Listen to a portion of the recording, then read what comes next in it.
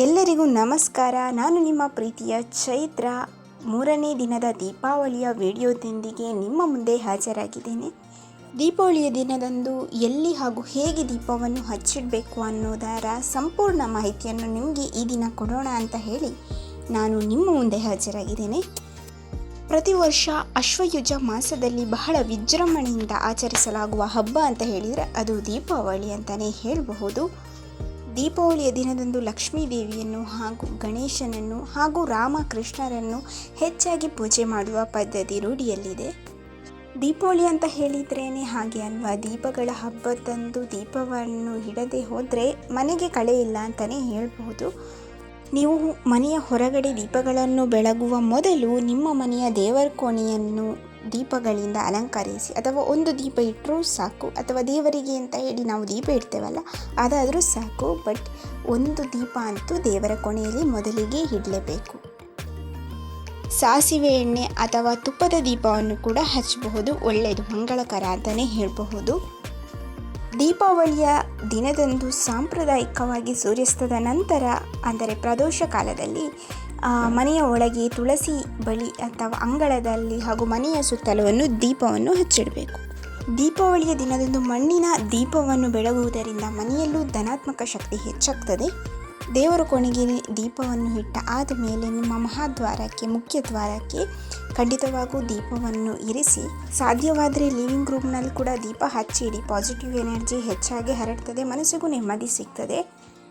ಇನ್ನು ಸಾಧ್ಯವಾದರೆ ದೇವರ ಕೋಣೆಯಲ್ಲಿ ಹಿತ್ತಾಳೆ ಅಥವಾ ಬೆಳ್ಳಿಯ ದೀಪವನ್ನು ಬೆಳಗಿಸುವುದು ಒಳ್ಳೆಯದು. ನೆಗೆಟಿವ್ ಎನರ್ಜಿ ಎಲ್ಲ ಕಮ್ಮಿ ಆಗ್ತದೆ ಇದರಿಂದ. ಸಾಧ್ಯವಾದರೆ ಅಡುಗೆ ಕೋಣೆಯಲ್ಲೂ ದೀಪವನ್ನು ಹಚ್ಚಿಡಿ. ನೀವು ಅಡುಗೆ ಮಾಡುವ ಸ್ಥಾನ ಅನ್ನಪೂರ್ಣೇಶ್ವರ ದೇವಿಗೂ ಕೂಡ ಗ್ರ್ಯಾಟಿಟ್ಯೂಡ್ ಸಲ್ಲಿಸಿದಾಗೆ ಆಗ್ತದೆ. ಅದಲ್ಲದೆ ನೀವು ಮನೆಯ ಎತ್ತರದ ಪ್ರದೇಶದಲ್ಲಿ ಒಂದು ದೀಪವನ್ನು ಕೂಡ ಇಡಬಹುದು, ಯಮಧರ್ಮನಿಗೆ ಸಮರ್ಪಣೆ.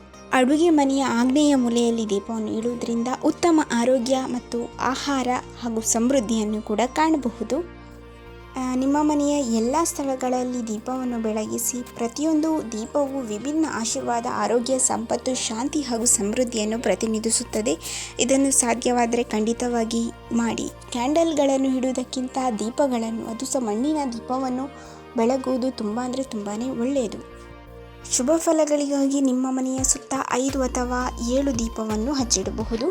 ಇದಿಷ್ಟು ನಾನು ಕಲೆ ಹಾಕಿದ ಮಾಹಿತಿ. ಆದರೆ ಇನ್ನು ಉಳಿದದ್ದು ನಾನು ಎಕ್ಸ್ಪೀರಿಯನ್ಸ್ ಮಾಡಿದ್ದನ್ನು ಹೇಳಲಿಕ್ಕಿರೋದು. ಈ ಸರಿಯ ದೀಪಾವಳಿಯ ಸಂಭ್ರಮ ಸ್ವಲ್ಪ ಕಡಿಮೆ ಆಗಿತ್ತು, ಕರೆಂಟ್ ಬೇರೆ ಇರಲಿಲ್ಲ. ಆದರೂ ನನ್ನ ಮಟ್ಟಿಗಾದಷ್ಟು ಖುಷಿ ಪಟ್ಟಿದ್ದೇನೆ. ಮೂರನೇ ದಿನ ಅಂತ ಹೇಳಿದರೆ ಕೊನೆಯ ದಿನ ದೀಪಾವಳಿಯನ್ನು ಸ್ವಲ್ಪ ವಿಜೃಂಭಣೆಯಿಂದ ಆಚರಿಸೋಣ ಅಂತ ಹೇಳಿ ಅನಿಸ್ತು. ಹಿಂದಿನ ದಿನ ಬಳಸಲಿಕ್ಕೂ ಇತ್ತು ನಮ್ಮ ಮನೆಯಲ್ಲಿ, ಹಾಗಾಗಿ ಮೇಲೆ ಮನೆಯವರನ್ನು ಕೂಡ ಕರೆದಿದ್ವಿ. ಸೊ ಅದಷ್ಟೇ ಅಲ್ಲದೆ ಫ್ಯಾಮಿಲಿ ಒಟ್ಟಿಗೆ ಸೇರಿ ಪಟಾಕಿ ಬಿಟ್ಟು ದೀಪಾವಳಿಯ ಸಂಭ್ರಮವನ್ನು ಆಚರಿಸಿದ್ವಿ. ದೀಪಗಳನ್ನೆಲ್ಲ ಹಿಡಿದು ವಿಡಿಯೋಸ್ಗಳನ್ನು ಕೂಡ ಕ್ಲಿಕ್ಕಿಸಿದ್ವಿ. ಮೋತಿ ಅಂತೂ ಪ್ರತಿ ವರ್ಷದಂತೆ ಈ ವರ್ಷ ಕೂಡ ಹೆದರಿದ್ಲು. ಈ ಸರಿ ಮಳೆ ಬೇರೆ ಬರ್ತಾ ಇದ್ದದ್ರಿಂದಾಗಿ ಹೆಚ್ಚೇನು ಪಟಾಕಿಯೂ ಹೊಡೆಯೋಕ್ಕಾಗಲಿಲ್ಲ. ಪಟಾಕಿ ಇದ್ದರೂ ಹೊಡೆಯುವ ಅದೃಷ್ಟ ಇಲ್ಲ ಅಂತಲೇ ಹೇಳ್ಬೋದು. ಅದೇ ದಿನ ಅಂತ ಹೇಳಿದರೆ ಮೂರನೇ ದಿನದ ಬೆಳಿಗ್ಗೆ ಅತ್ತೆ ಮನೆಯಲ್ಲಿ ಬಳಸಲಿಕ್ಕಿತ್ತು. ಸೊ ಹಾಗಾಗಿ ಅಲ್ಲಿ ಹೋಗಿ ಊಟವನ್ನು ಸ್ವೀಕರಿಸಿದೆ. And thank you for watching guys. Subscribe ಮಾಡಿ.